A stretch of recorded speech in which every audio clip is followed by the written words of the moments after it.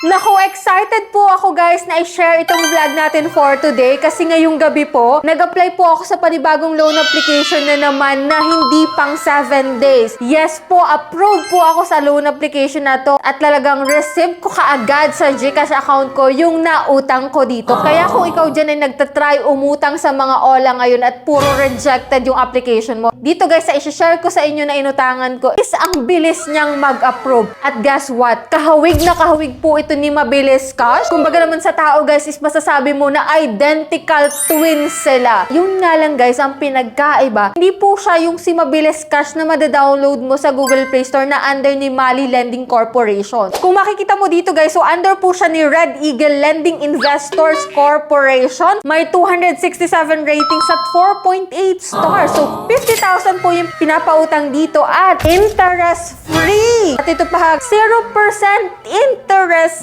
rate. So, kahawig na kahawig talaga ni Mabilis Cash. Kaya, nung nakita ko to guys, what if itry ko kaya kay Mabilis Cash ulit kung ma-approve ako this time? At hindi po ako nabigo. Dito sa Mabilis Cash na to is na-approve ako. So, dito guys, no need po ng payslip, no need na po ng proof of billing. Hindi na kailangan magpasa ng GCash transaction history, ng SSS portal or pag-ibig portal mo dyan. Kaya naman ng iba pang documents para makautang ka. Dito guys, sa Mabilis Cash nito is one valid ID lang. Ops! Pero syempre, bibitinin ko muna kayo dyan, guys. For those na hindi pa po dyan nakasubscribe sa aking YouTube channel at gusto ng mga gantong video, please click the subscribe button and turn on the notification bell. Dahil, meron po kaming pa-daily GCash giveaway, which is every video po na ina-upload ko, kumukuha po ako ng 2 lucky winners. And for today's video nga, kahit nakapantulog pa nga ako, ito po yung 2 maswerteng nanalo ngayon. So, pwede nyo na po akong i-PM sa aking Gmail account. And para sa mga gustong sumali dyan at hindi pa nananalo na ko, huwag nyo po kalimutang i-like tong video na to, mag-iwan ng comment dyan sa comment section at please share para may entry kayo sa aking monthly cellphone giveaway, which is malapit na naman po yan. So much for that guys. Alam ko na excited kayong malaman kung anong meron dito sa bagong Mabilis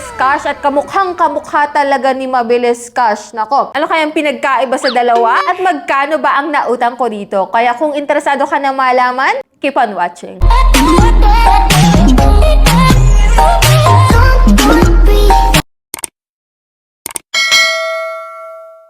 So before tayo mag-start, linawin ko lang na hindi po ako agent at hindi rin po ako promoter ng Mabilis Cash na tong iba-vlog natin ngayon. Hindi rin po sponsor tong video na to. At the same time, hindi po ito yung original na Mabilis Cash. Tataka rin kasi ako guys. Kasi guys, nung nakita ko po ito, nung dina-download ko siya, talagang napaisip ako na what if nga mag-try ako kay Mabilis Cash, baka ma-approve ako this time. Hindi ko alam at hindi ko rin napansin na ibang loan application pala yung ina-applyan ko. Sobrang kahawig kasi. Simula sa logo, doon sa kulay ng application, talagang kahawig na kahawig din talaga. So, hindi ko lang napansin talaga na under siya ng Red Eagle Lending Investor Corporation. And ito nga guys, in-applyan ko po ito without knowing na iba pala siyang application. And ito nga guys, napansin ko na lang talaga siya nung ako ay nag-a-apply. Sabi ko dito, parang may iba, no? So, kunilik ko lang yan. So, from 2,000 to 50,000 po yung ino-offer nito. So, click ko yung apply now. And yan, parang Minecraft siya. So, dito ko napansin na parang iba to. Parang hindi ito si Mabilis Cash talaga, yung original, no? So, yan. Login to experience personal loan services. So, nag-login po ako dito and then click kong let's go. So, 20,000 po yung pinaka-max na pwede nyo mautang kapag po ikaw ay first-time borrower dito, guys. So, kinilik ko po dito yung apply now and ito nga, guys, ibang-iba talaga siya ay Mabilis Cash. And then dito may pipila pa tayo like personal information. Sa contact information, guys, 3 contact number po yung need nila. So, dito guys, sa valid ID, ito po yung mga valid ID na pwede. So,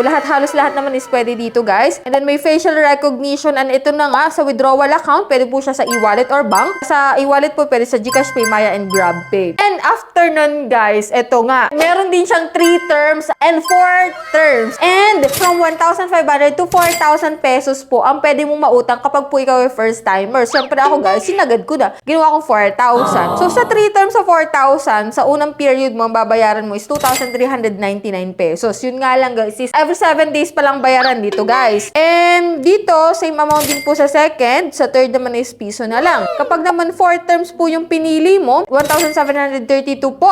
Every 7 days yung babayaran mo. 3 beses kang magbabayad ng 1,732 pesos. And chinek ko rin guys yung ibang loan details, which is ito sa 1,500. Sa 4 terms, 649 po yung babayaran mo every 7 days. So, 3 bayaran yun, no? Sa 3 terms naman is 899. 2 beses kang magbabayad nun. And wala naman dito sinabi guys kung magkano yung marireceive mo, which is malalaman mo na lang yun guys kapag po ikaw ay na-approve dito. And then 2,000 po, check ko po yung 3 terms is 1,199 pesos po every 7 days yung babayaran mo. Ha, 3 terms. Sa 4 terms naman po is 866 pesos. So, medyo maliit na guys. And then dito guys sa 3,000, sa 4 terms, 1,299 pesos. So, every 7 days din po yun. Sa 3 terms naman po is 1,799 pesos. And then dito nga guys, kiniglik ko po yung 4,000 and reviewing please wait. So dito guys, sobrang bilis talaga ng pangyayari at hindi ko rin talaga namalayan na may pumasok ka agad-agad guys. Wala pang 1 minute yun. Talaga may pumasok na sa GCash account ko na 3,000 pesos. Pero 4,000 yung kinilik ko guys ha. So dito guys, ibig sabihin, do sa 4,000, na-less yung 1,000. Pero medyo nalupay-pay din ako guys nung nalaman ko kung magkano yung total repayment niya. Kasi ang babayaran ko dito guys is 1,732 pesos times 3. So pumapatak po na nasa 5,198 nga nakalagay dito eh. 5,198 pesos po yung total repayment ko. Which is 3,000 nga lang yung na-receive ko. Meron siyang 2,196 pesos na service fee at interest. Dahil 3 terms po yung pinili ko, so 21 days yun. So i-check ko guys yung divide 21 days. So every day po, ang kanyang total interest at service fee na babayaran ko is 105 pesos. So dito guys, para sa akin is medyo pwede na rin guys. Kasi unlike dyan sa ibang loan application na puro 7 days tapos full payment po siyang babayaran. Ito guys is umabot ng 21 days. Talagang mapapa-okay ka na rin talaga kesa naman sa wala at every 7 days lang yung mauutang mo dito. So far, okay rin para sa akin. Ito si Mabilis Cash na second edition. Kasi yung original guys is medyo nahihirapan akong magpa-approve doon kasi may hinihingi pa silang other document which is, yun nga, nahihirapan na talaga ako mag-approve. So dito nga guys, so okay din. So far, itong si Mabilis Cash 2.0, ewan. Copied version ni Mabilis Cash na original na nasa Play Store. Kasi ito guys, nasa App Store po to. So hindi ko rin sure talaga kung kopya siya. Pero talagang kopyang-kopya ng Mabilis Cash na under ng Mali Lending Corporation. Kaya, nasa inyo na guys yung decision kung magta-try kayo dito or hindi. So, at least, nasabi ko sa inyo yung loan details, nasilip natin yung application na to. At kung okay para sa inyo guys, let me know your opinion dyan sa comment section. And for those na nakapag-try na rin, share nyo po dyan sa comment section yung inyong experience. And that's it. Dyan lang po yung ating vlog for today. And hoping ako na nagkaroon kayo ng idea about dito guys sa bagong Mabilis Cash 2.0, no? So, that's it. Sa mga hindi pa dyan nakasubscribe sa aking YouTube channel, kindly click the subscribe button, turn on the notification bell, and be updated sa aking mga latest uploads. So, bye-bye na muna for now, guys. See you on my next video.